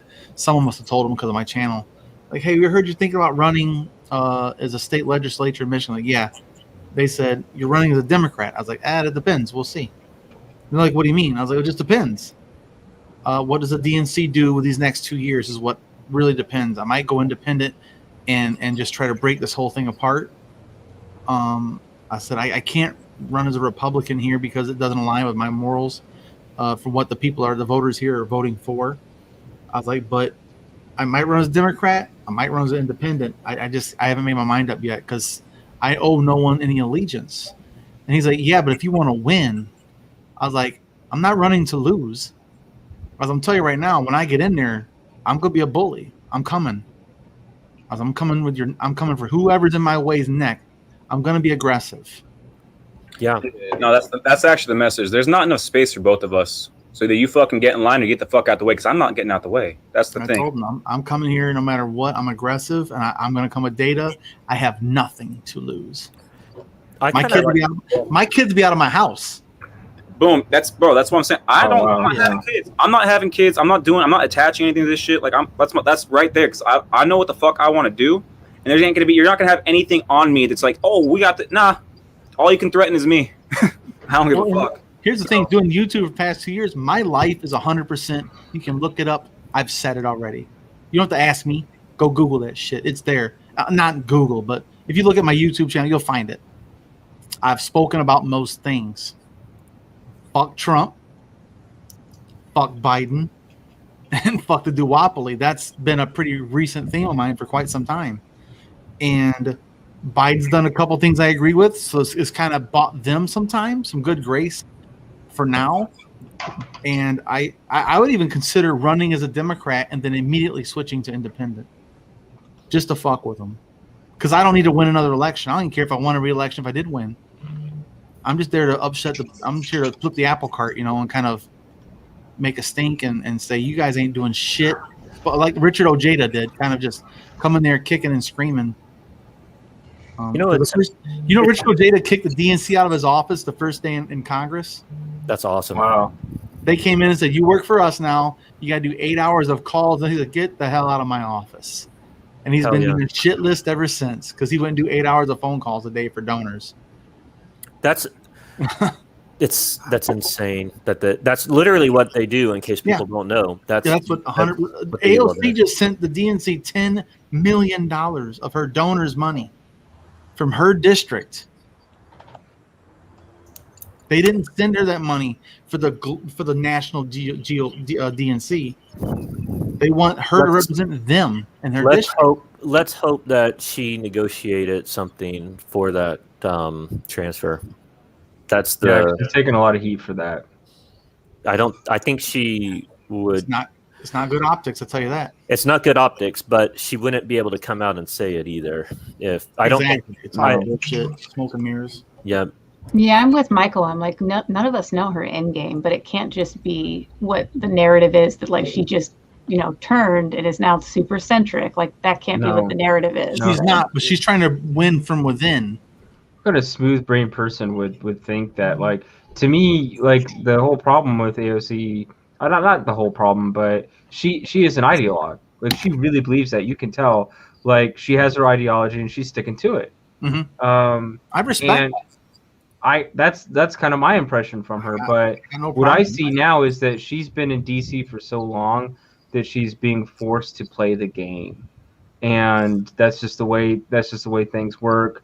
Yeah, and they leave you off committees and shit. And you just ain't getting shit. But that's politics, though. Like you're not going to go to DC as a lone wolf and get shit done. No, no. That's why he started the whole. You got to keep getting more AOCs across the board. Then you can't just send one up there and think she's going to fucking do it for you. Like that's a big issue. So that's the thing right there. So everyone who supported AOC and is like, oh, why isn't she doing it? They're the fucking problem because you stop supporting your ass. Get more AOCs out there. It's a fucking band. Dude, they need about 12 more Cori Bushes. Fuck AOC. Cori Bush is the real deal. I fuck with AOC hard. I support AOC as a shaker. She came there and started shaking her fingers at you motherfuckers. I like that. And Cori Bush is literally, think about her story. Within 2 years, she went from a single mother living on a government assistance because she was a single mother with one paycheck, living check to check, barely surviving on public housing, to the leader of the Black Lives Movement chapter of Missouri, to the U.S. Congress. 2 fucking years, man. Nothing's impossible in this fucking country if you got energy and support and a game plan. She didn't just fall into this fucking thing, man. She worked her ass off for 2 fucking years, and she got what she deserves. She earned that shit. And I'm a huge fan of Cori Bush. I don't have to agree with anything she says, but she's a fucking gamer, man. Yeah, I like her a lot. But I do think that a lot of the critiques of AOC are just just off. I've really yet to hear a good one. No offense to anyone, but they're pretty much trash for the most part. She's literally doing what she can, and it seems like it's like the critique is that, well, we sent her up there, we sent up other Democrats and progressives there, and they're not being effective. And they don't understand what they sent them to go do. Yeah, it's like that's not their fault necessarily. If they're fighting for it and they're trying, then we need more of them in there. Like and so what the Republicans do is they see these thoughts, they see this way. No, they're not effective. Look, they're not doing what you sent them to do, and then the Democrats jump on it and it's like literally that's the best ally that the Democrats have right now in Congress the progressives have, I should say. And some of them are really repeating Republican talking points towards her. They're so fucking stupid. That's also very fucking true. Because we're so fucking. This is the point. The left is so fucking stupid. Like, this is why I don't fuck with the left, dude. I really don't fuck with the left. Like, I land left, but I don't fuck with the left. Honestly, it's so fucking stupid. All the infighting, the bickering, the short-sightedness, the fucking ideological purity. Because AOC, she's an ideologue, no doubt about it. But she's calling out everybody, dude. Left, right, progressive, Democrats. It don't fucking matter. And to your guys' point, she has to play. Boy, so here's the thing. Like, you're saying you're gonna go in there and shake shit, right? But like, what would that actually necessarily do if you just go in there for 2 years and just shake shit up? I don't know. I'm not gonna plan on being a great politician, to tell you the truth. I'm just there to fucking put different ideas out there, like ranked choice voting in the state of Michigan's got to happen. Boyce has so much potential to market himself as like somebody with a healthcare background, a caretaker, somebody that knows what it's like to be the job that actually like a lot of minority women are doing for really low pay. That's probably really relatable, and they would see you as a strong figure because of your military background. There's ways to do that. But that's the thing, though. Like, I think if I have nothing to lose, they can't. What can they say to me? I got a full-time job, bro. You can't fuck with me. I don't need your money. Yeah. So they'll just not. They just won't care unless unless you find yourself in a position where you're the one vote that matters. And think about this though. Stacey Abrams lost her race and still had a huge fucking effect. Mm-hmm. Because she didn't lose. Had she just lost fairly, who knows what happened? Because they fucked her and they pissed her out the fuck off, and she came back with fucking fury. Don't poke the fucking bear. Yeah, she came back hardcore and changed the history of this country, as far as I'm concerned, with Georgia. Yeah, if she wins the government, what happens if she wins? Complacency. She would not have resisted. And dude, you don't flip those seats probably. Like, who fucking knows what happens, man? The odds are in the favor of it not being as effective. Mm-hmm. But same thing with Jamie Harrison. He lost against what's that turd cutter's name in South Carolina? Lindsey Graham. He lost to Lindsey Graham. Now he's the head of the chair of the DNC, and he lost his election because he raised so much money. That's right.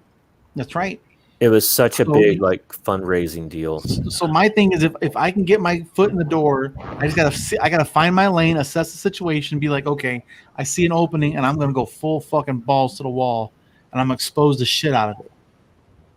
And the weak minds respond to strength and displays of strength, and that's what it comes in. I'm gonna come in there like an asshole, like I'm gonna be like, no, I'm not hearing that shit. These people put me in here, and I'm gonna do this shit. Get out of my fucking way. If you don't like it, I'll expose your ass on fucking Instagram. Like, I will use the fucking social media just like AOC did.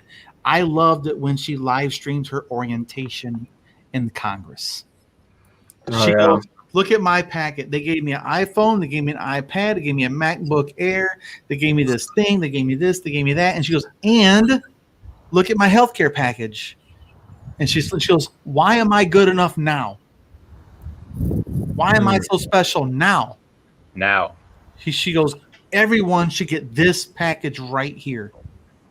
She goes, if everyone had this package, there'd be no more people filing for bankruptcy, for medical bills, none of that shit. Especially now with this fucking pandemic, man. Holy shit. So I started following her on Instagram just because of that. I was like, I fucking like this. I tell you, she's been the victim of a lot of character assassination. But if people just listen to her live chats, she's real. She's real. There's not a lot to disagree with there. I thought she was dumb at first. I fell for the rhetoric and shit. I'm like, oh yeah, she's fucking stupid, blah, blah, blah. And then you listen to her talk, I'm like, whoa, actually that's awkward because she's not stupid at all. I don't always agree with her, but she's clearly not stupid. Right, yeah. I don't agree with everything she says. Like, if you did, you're an idiot. Yeah. If you agree with one politician 100%, then you're not thinking. Yeah, you're part of the problem. Yeah. You're not thinking. I don't know anyone I agree with 100%, so it would be odd. 100% when he's not talking Jaguars. I don't even agree with myself. Jaguars don't bring up the Jaguars unless Sorry. you want to. You bring up the Jaguars. I'll divert this whole conversation into why Trevor Lawrence is going to have the Jags winning multiple Super Bowls in the next decade. ACL. Don't say that. Don't say that. I didn't say anything. I just said ACL generically. I don't want to attribute it to anybody. Oh my God, that's. I'm crazy. sorry. I'm sorry, boys. That's funny, dude. Sorry, I just got to keep going. So, with your conversation, what I was seeing is there's got to be an inside game and an outside game. Bingo. All right. So, boys, you're talking about you want to be on the inside. Matt and Michael and Stephen, and Shy, you're on the outside. And what I saw and what I'm seeing is you're all leaders, you're warriors, you're fighters. What's missing is your following. And I'm a follower. And I don't know how to get it to where people understand that for every rock star, there's got to be 1,000 fans. That's right. And when is it okay to have your see, we're moving to a time where we may do proxy voting. People that can't pay attention may have their person that they trust. Like I would trust one of you guys with in certain areas, depending on your expertise. Mm-hmm. And then, because I might not have that information myself. So anyway, how to get people to understand that there's an intelligent way of following a leader or a champion without giving yourself away. That you're hitting on the crux of the problem is literally we need massive collective action. We need massive numbers of followers. We need a massive group of people to wake up and see what's going on. And there's a fundamental issue here. You're not going to get people to buy into that message. You're not going to get people to understand. I need you in the stands watching the game, cheering that on, giving money to the, what I'm saying? They're not going to get that message. You almost have to create a brand or a messiah or something they're going to follow because people are fucking stupid. To Boyce's point, they like that authoritarian, strong figure because people are willing to. We live in a society where people are not. They're willing to fucking just completely throw money, look away. They don't want to be involved. So if they think someone's out there fucking fighting for them, they'll support that. That's why you got to create. Well, it doesn't matter what it is. The trickle up, resist for humanity. Maybe robots. It doesn't matter what the fuck it is. You got to create a brand. You got to have a couple people, even a person that's attached to that shit that people fucking respect, they admire, they want to follow, and you boost the fuck out of that shit. That's what you got to do. It's fucking, and then that person can't fucking lose their way. They can't eat their own hype. They can't fucking lose sight of what's going on. It's fail fast. I believe in the fail fast methodology. We don't know what that is going to be, what that's going to look like when it hits, and there's a natural fire. We had that with, we thought we had that with Yang during the campaign, but it wasn't enough. AOC found it naturally, but no one there. It might take 1,000 people trying, and only one of them might have that special something that the public latches hold of. But that's why we need more people engaged, trying to grow, become influencers, trying to create a brand, and we need and find what hits, find that messaging that works, and then but think about this. You double down on it. Andrew Yang went from a nobody with just his emails, literally just his own personal email list, no donor list. He went from there to 400,000 individual donors in less than a year, more like 6 months, 8 months. 400,000 people woke the fuck up. All because of donated. And if you trace that back, it was largely because of the Joe Rogan interview, which he got entirely based upon the recommendation of Sam Harris. Which he probably got through Eric Weinstein. So he was just working every angle, and one of them hit. The media created him, just like they created fucking Trump, man. They ignored him. They wouldn't even put him on the fucking graphics. We had to go fucking old school or new school, I guess you call it now. They made him what he is by denying him. But you got to be a rock star. And TC, you had this idea back in the day. You were telling me about when the rock and roll party, I believe it was. But you literally need a personality that is a rock star. That's what people are. That's what it's going to take. And well, look at Ronald Reagan. Look at any of them. Reagan, Obama, Trump, etc. It's people who they like the personality, play to the crowd. Yeah. People want someone who can get up there and spin a fucking story, can talk to them. They become mesmerized by their aura, their words, their vision, etc. You just got to have someone who's up there and they can play the game. You got to be able to play the game. You got to be able to literally speak to the masses in a way that gets them hyped up. But that's not what the fuck you're doing. You're not actually playing the game for the masses. All right, you're literally targeting the tens of thousands of motherfuckers in this world who actually have a say in shit. All right, who actually have some power, who actually have some level of thought, who actually have resources, who actually have capital, who are actually fucking changing the course of shit with their fucking decision making within their sphere of influence. All right, the masses ain't doing shit.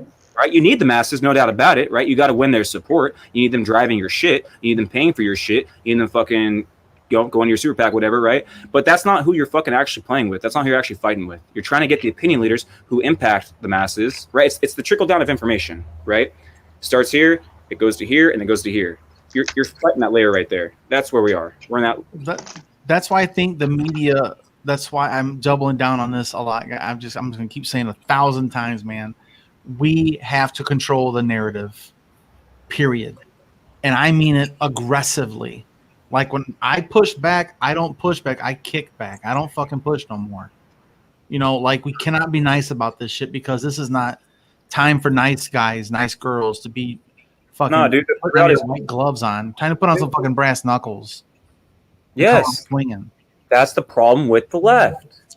That's the problem. That's the point. That's what I've been trying to your point, boys. We're not fighting against the GOP anymore. We're not fighting against the Republicans anymore. We're fighting against our own side, and we got to get our own side to mobilize and do what's fucking needed.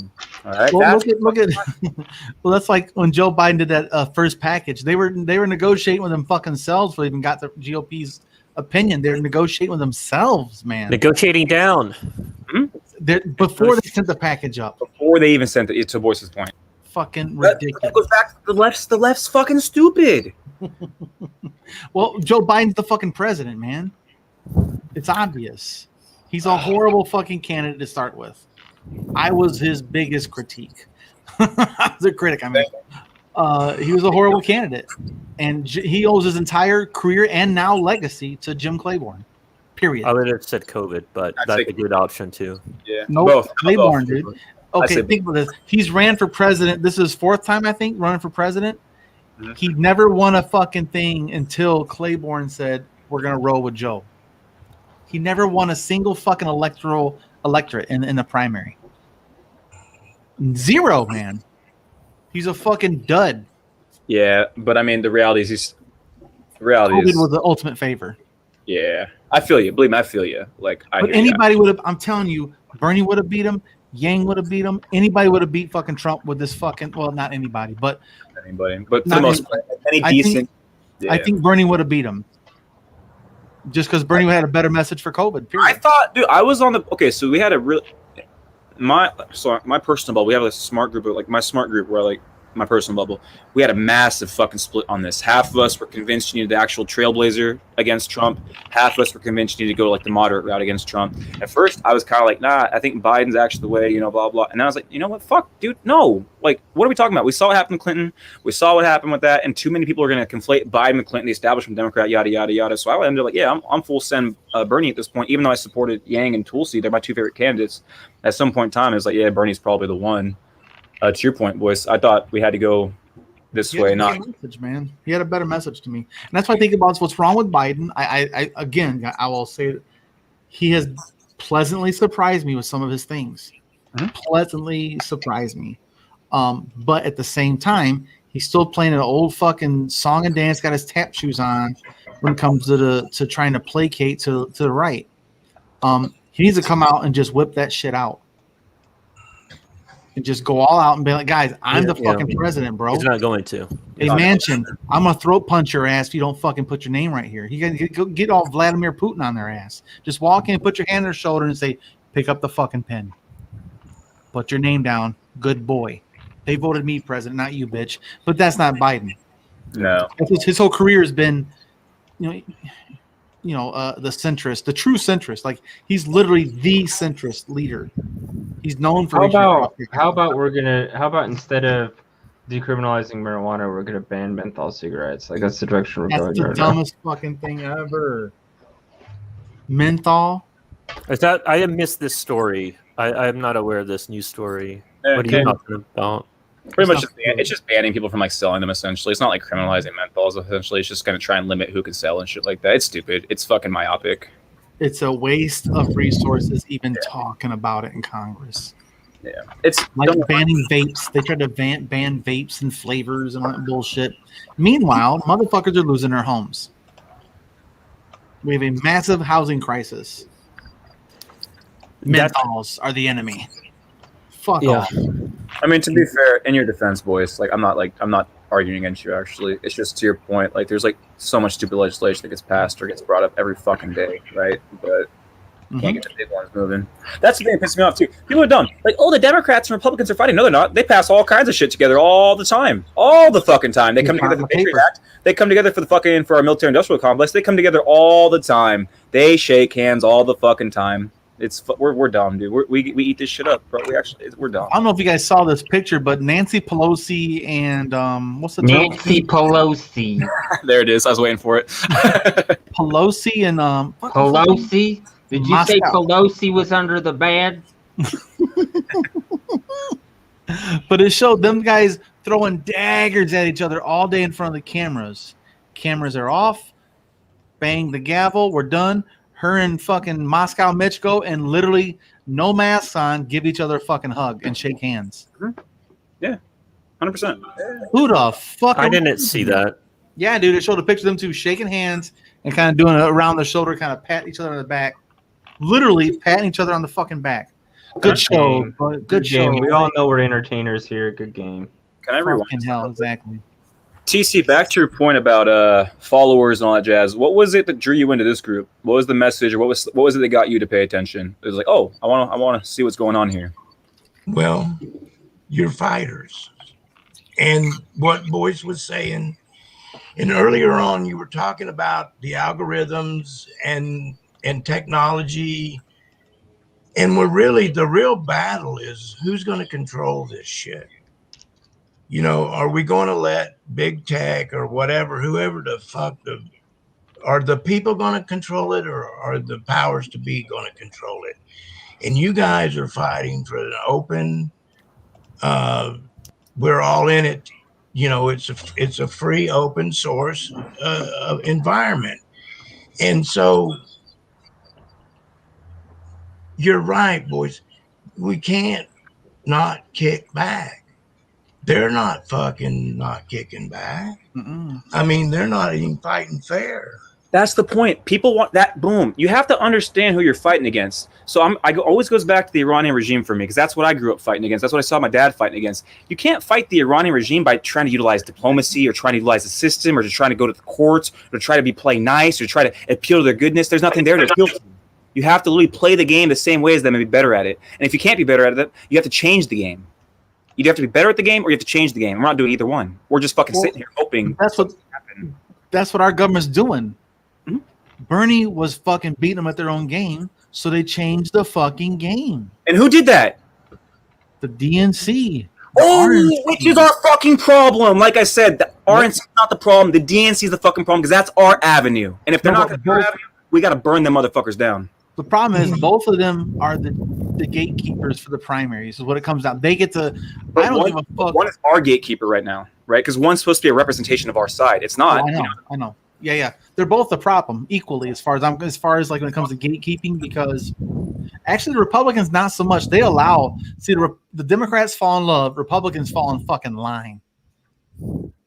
The DNC falls in love, and then as soon as they get you, they want to fucking stab you. They want I to think fucking that- nickel and dime you and I control think you that by burning- stabbing you. I think that burning down the DNC makes a lot of sense in a normal environment, but I do think that there's a window of opportunity here because the senior leadership is so old. They're going to be aging out of those positions, and there is an opportunity to have people in Congress in those seats that slide up and take over key Well, that's leadership roles. That's the problem with DNC too. The RNC allows for new blood to take leadership by gathering support. The DNC is seniority only first. And they don't even find like anyone to. They're not even mentoring anybody or anything like that. It's No, they they're, just not, they're not challenged at all. Yeah, So here he comes. but there's going to go ahead. Yeah, there's going to be some age. I mean, they're aging out, and so there's going to be vacancies. Also, there's a lot of effort. The Bernie people, they've been running an insurgency at the state level, and state and local level across the nation, and they've been doing good and kicking ass actually. The At, entire they're state years of ahead of Nevada. us. The entire state of Nevada is DSA now. yeah, Florida, State- they've been doing a good job too here in the Fuck. state. They've been winning seat after seat locally. So definitely. We can team up with them and learn lessons from that group because they've been on the ground doing it.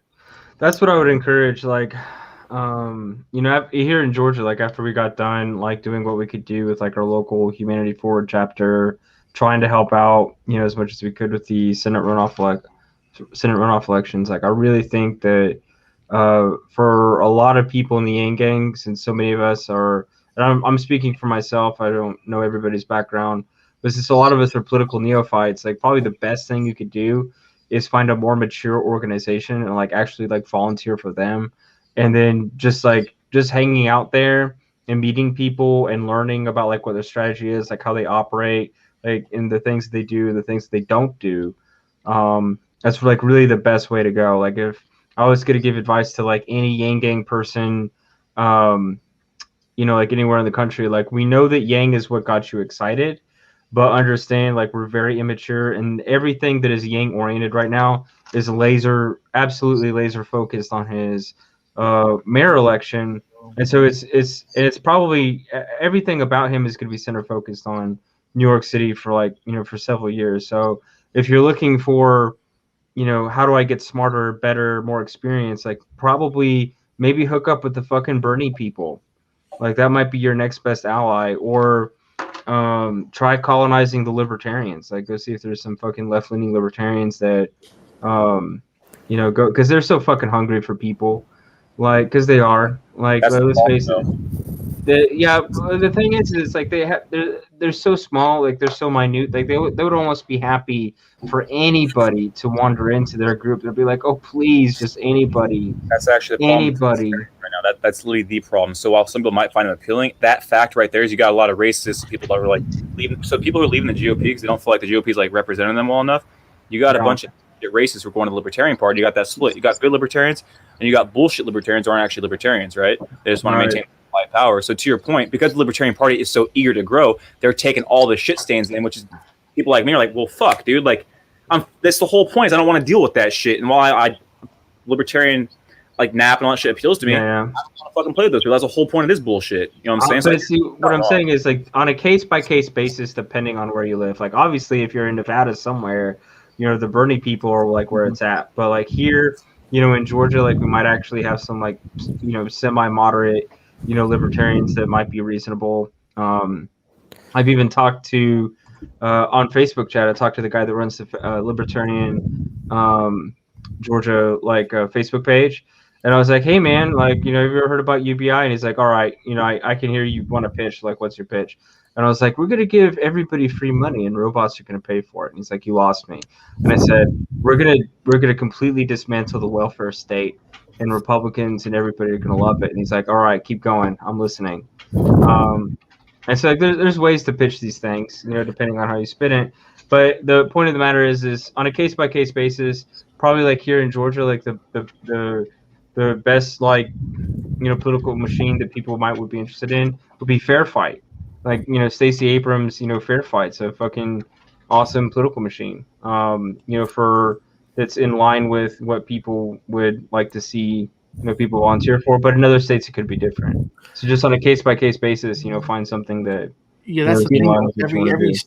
Every state race is going to have their own little lane of in their demographics.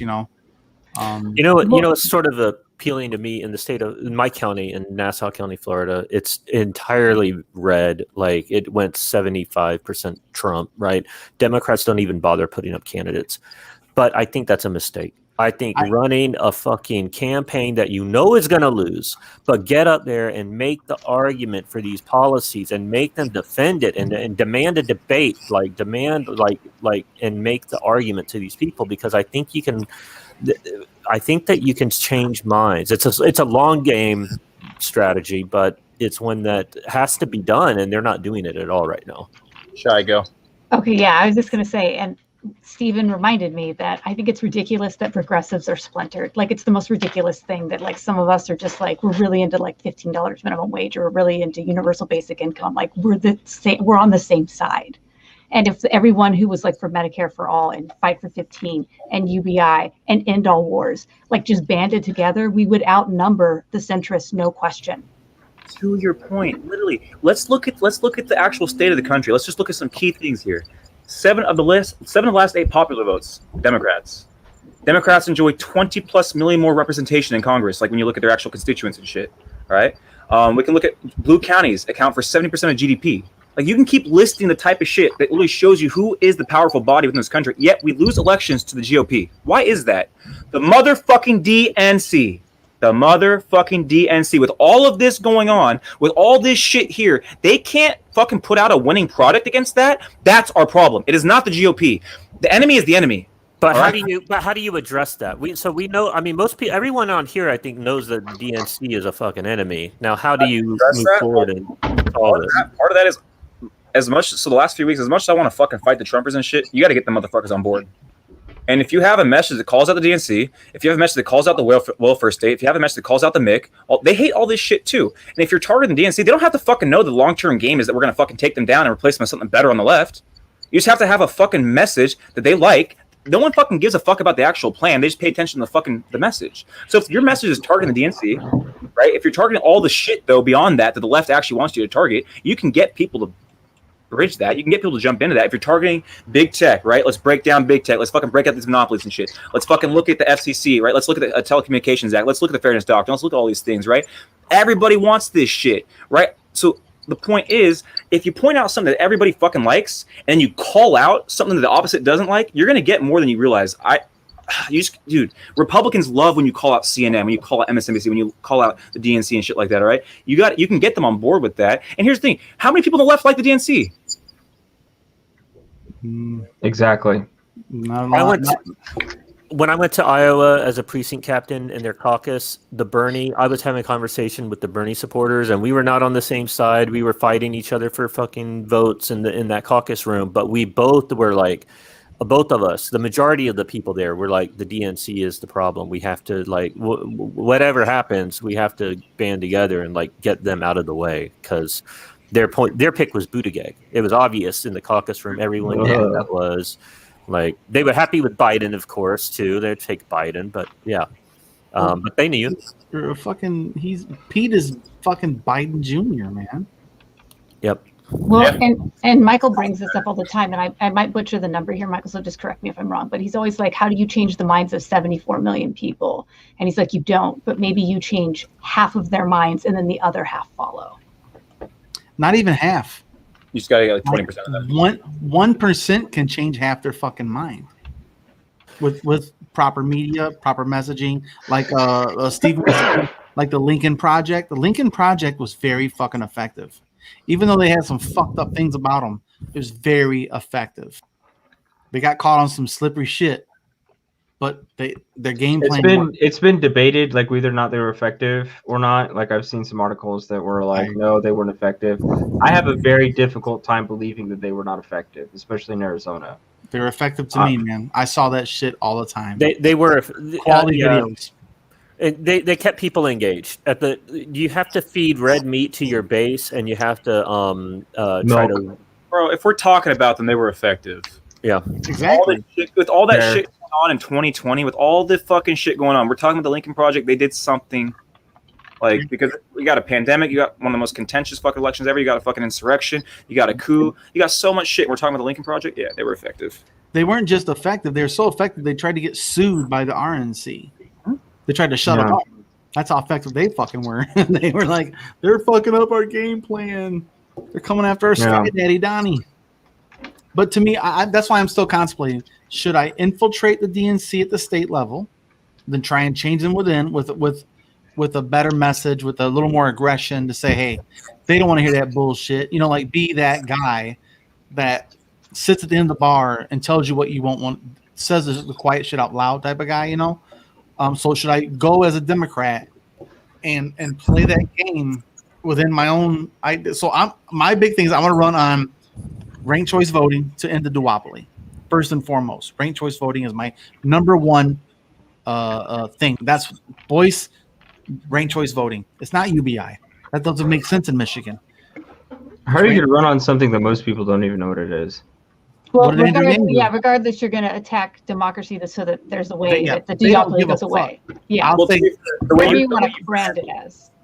the way you brand Boyce is number one point. It's not to say, to your point, Boyce, because you're still gonna have to say number one. It's not to say I support ranked choice voting. What you actually say there is we have to dismantle the duopoly, the two-party system, the manner of voting, which leads to a two-party. And the two-party system. I think anybody would be on board with that. Yeah, exactly. That's the whole thing, Then when I ask how you do that, to Steven's point, then you get into the strategy. Yeah, the ranked choice voting is gonna be the last sentence of my speech. I'm identifying problems. That's what worked for Trump. Identify problems. Identify problems. Identify problems. Get these motherfuckers riled up. You say you goddamn right is not right, man. We keep letting them give us terrible fucking options. We get to pick between poke me in the eye or kick me in the fucking nuts. How much of a choice is this? I'm trying to remember the historian said, "You can vote for whoever you want. Just let me know who. Just let me control who the candidates are, who your choices are. I don't care who you choose. I'll control your choices." That's how they get in control. That's the whole point of my thing about the RNC, DNC being the gatekeepers. They decide who you get to vote for in the general by manipulating the primary. Think about this. Was a libertarian or a Green Party or an independent on the debate stage? Fuck no, because they're not part of the system that makes the decisions. The DNC and the RNC have agreements behind closed doors. We're not going to let these motherfuckers in. They control it. How fucked up is that? Yeah, but they could be if they infiltrate and just run as whatever they want to say. Like if we just play by their labels. Well, that's what I'm thinking. If I can run as a Democrat, get in, and within the first year, be like, guys, listen, I can't honestly run as a Democrat no more. These motherfuckers aren't doing their job. I'm changing. And then you get some little more national attention, state attention for being the guy just like that one guy that left the Republican Party in Michigan. You guys remember his name? Oh shit. Justin Amash. Amash, that's right. Yeah, He love went me some Amash. Yeah, man. I want to be the Amash of Michigan, just on a smaller scale to start with. I'm going to infiltrate, and then expose, and then switch it up and say, no, I know what they're doing behind closed doors. I was there. And now we're going to switch the shit up. Like Bernie never ran as a Democrat. He's an independent still. Dude, he ran as a fucking socialist. Like literally, he didn't even try to fight the socialist label. Nope. Yeah. He made a fucking massive, dude, which was stupid. That was pure pride, ego, and stupidity. And he still fucking made a massive dent in this shit. Well, but I would argue it took him a really long time. It took him decades. Whereas if he had just infiltrated from day one, he may have been more effective. What's up, Alex?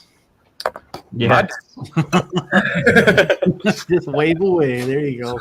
Привет. Smile and wave, boys. Just smile and wave. Smile and wave, boys. Are we in Antarctica yet? I fucking love that movie. Sorry, guys. It's just a quotable movie. It is. Go movie.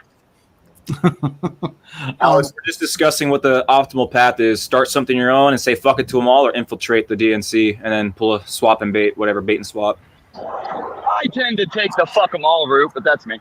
Yes! This is why I fuck with Alex. But here's the thing, though. Okay, anybody watch the movie called The Boys? Oh, for fuck's sakes. Okay, damn it. Now I got to tell the whole story. So in the show The Boys, there's a guy that's Wait. No, Invisible? no. I gotta watch that. I'm not going to tell the whole story. Okay, let me rephrase it then, instead of give away some shit. So, if you're trying to fuck with if you're trying to kill a damn tortoise, you don't punch the shell. You get inside that shell and you gut it from within. Yeah, understand the nature of who you're fighting against. Right. So the DNC RNC has a fucking impenetrable fucking shell. You gotta stick it up their ass and blow it up on the inside. Cool. So that's what I'm saying. It's like I think I might have to run as Democrat, get in there if I can fucking win. Who fucking knows? It's a very red district. But I want to take the hardest fucking path. Boys, if it's a red district, why aren't you infiltrating the other side? Yep, exactly. Because It's then just a label. your logic's already fucked. Because if the whole game's infiltration, you have to infiltrate what you're actually within.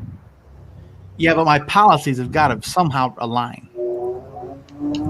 But then if the game's infiltration, bait and switch, you might as well just fucking play the righty. But to her point, like you got to work. The primary will be a circus that's like this big. It'll be a clown car of people in the primary. Because they know that they just have to win the primary and then they win. But could you imagine me being in your district and you go Google my ass and it comes up my YouTube channel, you watch me say, fuck Trump, fuck the DNC. That's not going to work, man. I have to be authentic too. You don't got to say any of that, right? Or at least that's not what I do. I already have said it. No, he's saying people. For? He's been doing it for 2 years. What he's saying, there's too much of a profile to hide from it. Yes, I can't. That's when you just say fucking everybody in the room failed. Everybody. Donald Trump, Joe Biden, it doesn't. They all fucking failed. Oh, I still say that, but it doesn't matter to the fucking local voters. It's red versus blue. To the masses of asses, that's kind of what it comes down to, unfortunately. I might disagree at the local level. I think that's what goes on at the national level, man. I feel like at the local level, you can carve out a space, but you have to gain credibility. Yeah, be careful there, Matt. You and I have no idea. Like he lives there. Like he might have a better perspective than you and me, who are just like, no, dude, go. Do we want to reach into that bag where we're just assuming people's minds can't be fucking changed because we're that tribal? Or are we going to be adults and say that we can talk to people like adults and possibly change their mind? I would say that's the route I would go. I get it. That's a fair point. I just you may fucking win. I don't know.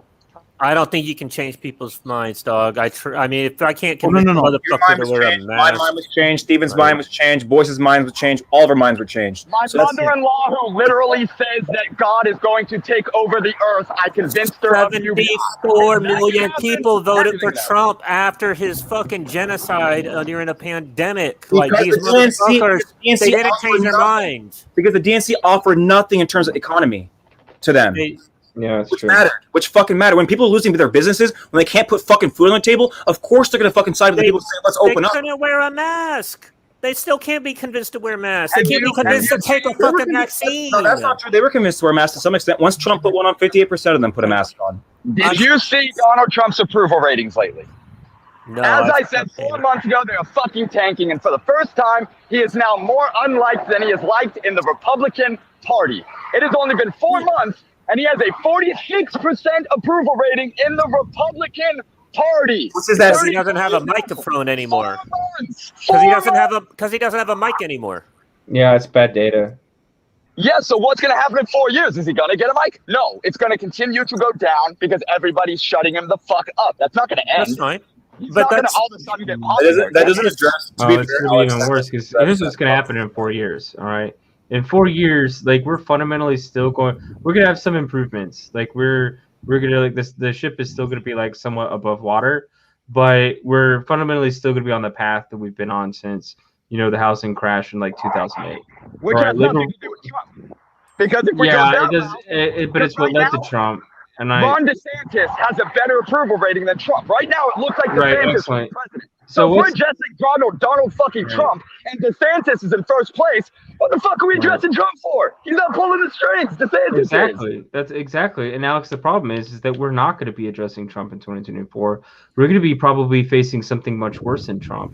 We're going to be facing somebody that's going to take pages out of his playbook and just enough of it, like just the effective part, but somebody who's actually fucking smart and actually fucking competent and can actually get things done. And that's what's fucking terrifying. To your point, Steven, I'm not kidding. I told my dad, I was like, yo, if Donald Trump can go play fucking fake dictator, why the fuck should I try? Yeah, you could. No, seriously. Like, I think Alex and I are on board, dude. I think Alex and I are like, yo, fuck the world. Because at this point, it's like, dude, the world's saying fuck us. The world's saying fuck us. The system's saying fuck us. The parties are saying fuck us. The DNC is saying fuck us. Why the fuck should we say fuck them? Fuck infiltrated them. Fuck playing their game. Everyone's trying to play their game for fucking decades. Fuck their game. Fuck their game. I want to flip the fucking board on these motherfuckers, dude. I mean, that's the point. I think y'all want to. People are afraid. Everyone's afraid to actually commit to real fucking change. No one's afraid. No one. I don't think anyone in this is fucking afraid. I think people are trying to focus on success. I think people are trying to focus on how to be successful. Donald Trump took fucking decades making a brand for himself. Like, he was in their living rooms every night as like the fucking boss. He single-handedly rebranded himself as like, you know, from this billionaire playboy to the favorite of the evangelicals, like in less than a year. But one of the biggest moves that Donald Trump pulled, one of the biggest swings when he was running in 2016, was because a Republican that he was running against said, hey, you have this much money. Why should we believe you? Blah, blah, blah. And what did Donald Trump say? Donald Trump didn't say want a team. Donald Trump said, no, bitch, I paid you off. Yeah, he said, I paid you off. What is that? That's not saying you're my team. That's saying fuck all of you. That is what that said. But it took decades for him to get there. Yeah, and Donald Trump, but it wasn't a year. It wasn't like just it didn't happen in a year. It started with the birther movement, actually. All right, that was good point. Politics. The birther movement. Yeah, but guys, but all this requires resources. That's what it comes right down exactly. to. It don't matter what the fuck I say if I don't have resources, and I gotta have a lane. So again, I think I have a lane where I could play the game as far as to win the Democratic nomination in my district. Maybe it's not likely. Look, boys, look, if you're like me, like I have fantasies every day about running for Congress. I do. like every day I'm in the car and I'm practicing giving my speeches, whatever. But at the end of the day, like I know it's never going to happen. I would much rather be in control of a media platform that is going to decide who is going to win. But that is what I would want to do. To that point right there, that's what we need. So frankly, I can run, and I want to run one day. If you have me running, if you have a Boyce running, if you have a Steven running a super PAC or a media group, right? Maybe me doing some media shit. You got TC and the fans doing their shit. You got Alex doing a media brand or running in his area, right? Etc. If you have all these people fighting there, to Boyce's point, you got someone fighting in the Michigan local, right? You got someone fighting. I'm in California. We link up all these messages. The point is you have to find everybody, link everyone up across these contexts, right? There's media, there's local, there's state, there's a national level, right? There's like, fuck, dude, there's shit internationally, right? There's advocacy groups, et cetera, et cetera, et cetera. There's so many different fucking fights going on. The point is we have to link all these fucking fights, right? But there has to be that central fucking figure, that central fucking movement, that central fucking idea that is driving it. And I have I'll just tell you, so I got here. I plan on being that central fucking figure because frankly, like, as much as I love everybody, like, who's in on this shit, in the end of the day, like, I'm going to do what fucking needs to be done. As much as I want to drag good people with me, it's like, I'm more and more convinced we need real motherfucking change, not just Band-Aids, not even surgery, man. We need to fucking completely get rid of this motherfucking body and build something else new. And I don't think people are committed to actual change. I think people are committed to fighting, for sure. But dude, fighting is easy. Right? The Iranian regime, they're bad. My dad's been fighting them for 40 years. He'll fight forever because they've committed to that end. But what happens next? How do you actually fucking get past them? Let's say you win that fight. Then what? What are you going to build? What are you going to do? That's the question that you have to be able to provide. The answer to that question is what you have to be able to provide to the masses, because the masses want to know it's easy to run on tear it down and burn it down, but people are nervous and scared, and they want to know what does that look like to me and my family, and how does what comes after that make my life better? And that's where you have an honest conversation about governments or any kind of group that's transitioned towards a republic, a democracy, and more like just a system that's more open to the people. There has to be an authoritarian transitional phase. You're never going to snap your fingers, destroy the system, and then we're all going to figure it out together now. You have to have a group in place to step into that power vacuum, be unapologetic about setting the standard, and then once that standard is set, they have to remove themselves from the equation. That's the hardest part right there. Is that group that actually establishes the new fucking path forward? They got to remove themselves from the equation. That's ever happening. Once people get in power, they never fucking move, man. I'm different, bitch. He built different. No, but I mean, like, as a systemic. No, but as a systemic thing, it's just history doesn't play out that way so far. It does. Like, what I mean, like, dude, what's with the Turkish Republic, for example? We just had dude, empires break down all the time as something's reborn. Literally, we just had a few of them this last century. It happens every fucking few years. Something goes down. I am ignorant to everything in the Middle East, just to be honest with you. I don't know enough about it. I feel naked and exposed. I just don't know enough about the history. I know religious history over there, and that's about it. I don't know the political I just want to say I think that Minefield. Steven and Matt's on the right path as far as like the media stuff goes and building a following, and even TC. Like that's where the effort should be. Is like, well, at least that's where my focus is like, how do we grow that massive following? Because that massive following of influence is what's going to propel whoever the leader is, the figurehead, whoever's going to be that rock star that steps in front of it. It's that massive group of body of people engaged that are going to make that their efforts successful. The rock star, first of all, the rock star doesn't need to be a person. It can be a brand. Sure. All right. It can be a brand. It can be a logo. It can be messages and things that are said. Or a policy. Or a policy or an idea. I would like to steer away from like specific policies because, you know, then you get but like I would say two things. There's really two things like on the left and right that if you were to like start educating people or exposing them to this information, like it would really rock their world. For people on the right, if you go and you tell them that like, hey, trickle down economics doesn't work, here's the facts, the graphs, and the data that shows it doesn't work, and then if you're like, and by the way, here's automation, right? And then you show them like what automation is doing in the economy. It's like showing a conservative that their God is dead, and not only is he dead, but he's in this body bag right here that I have zipped up.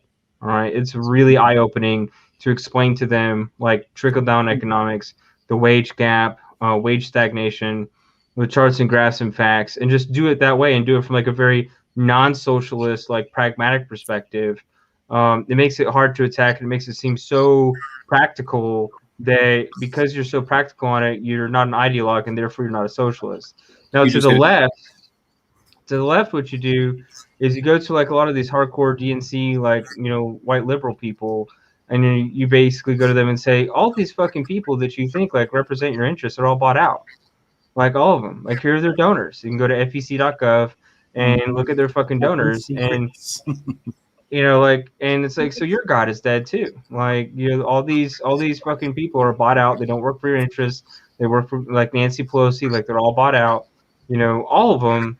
And so we need to fix that. And like, here's what we can do to fix that. And so, you know, there's ways to go and kind of wake people up who think that they're politically active, but they're not, because they don't know the facts. Although my last thing on that though, the one big issue that I have with people who are already politically active, but they're kind of politically active in like the kiddie pool, is that they think that they have all the answers, and so they're not interested in hearing new ideas. They think that they have all the big ideas already, so they don't want to.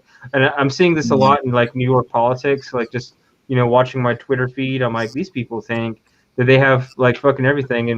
And to explain like why do people hate like Andrew Yang so much in like New York City politics, it's because they're like, a lot of them are already politically active, and they have this template of what they think a true progressive candidate should look and sound like what they should look and sound like, and what their background should be, and like what their record should be. And then if they check these boxes, then like, yes, if they sound this way, look this way, and they have this background, then yes, that's a political candidate that I'm for. And then they deep dive into association politics, like, oh, Yang's associated with this person, or Yang had a lot of money, or Yang, you know, had a test prep company or whatever. Like all these association politics, they are not even giving him 1 second of their attention to like listen to the shit that he actually says. They're just like, what do we know about him? Oh, he made a lot of money, ran some business. That's like Mike Bloomberg, so he's going to be like Mike Bloomberg. And that's the association, the branding. That's the way people's brains are wired. And 100%. Part of that has to do with the very limited bandwidth that people are willing to devote to something. I have like almost 45% of all of my mental bandwidth is devoted to Andrew Yang, much to the lamentations of my wife, who's just about heard enough of it. Well, she likes him too. She's the one that got me turned on to him, but she probably regrets that sometimes. So she created this monster. She's like, hey, baby, you know, you want to watch Joe Rogan? And I'm like, oh, yeah, sure. What's on Joe Rogan? And it's like, well, there's an Asian guy running for president as a Democrat. I'm like, an Asian man running for Democrat? I don't think I've ever seen an Asian man run for president before. This might be interesting. And like 10 minutes in, I'm like, oh God, like this is kind of different. Hooked. And then 20 minutes in, I was like, oh God. The robots are coming. Robots are coming. Yeah. All right, so Hey, guys, like, I want Go to ahead. end the live stream, but I still want to talk offline strategy stuff. You know what I mean? oh, I love that. Yeah, we do that all the time here. Yeah. And so let's do that. But first, so I'm gonna make some clips about this shit for us to all, and I'll send them to everybody, and we can all have files we can fuck with. Do you guys want the whole file, and you can just clip it yourself? So I can. You can do that because it'll be easy on you. And if you just send stuff to Michael, he can just pass it on to me. Make it What easy I'll do, for both ways. I'll put it in a Google Doc and I'll send it to everybody in the group chat, and everybody can access it. Let me get a shout out in real quick. Absolutely, make it. Follow clip, my man. ass on TikTok, motherfuckers. Go to fucking TikTok. Follow Resist for Community. Follow Massive Collective Action, and follow Mute the Media. Follow Cheyenne for UBI and Steven forgot. Baby Yeah, Robots. I don't know if his TikTok's back up yet. No. Shout We out got your shout out your dude. I give Cheyenne, Cheyenne for Cheyenne for guys- UBI. Also, just so you guys know, this is going to be one of the pages on the Trickle Up. Massive Collective Action. That's what we are. Okay, TikTok. We have Michael.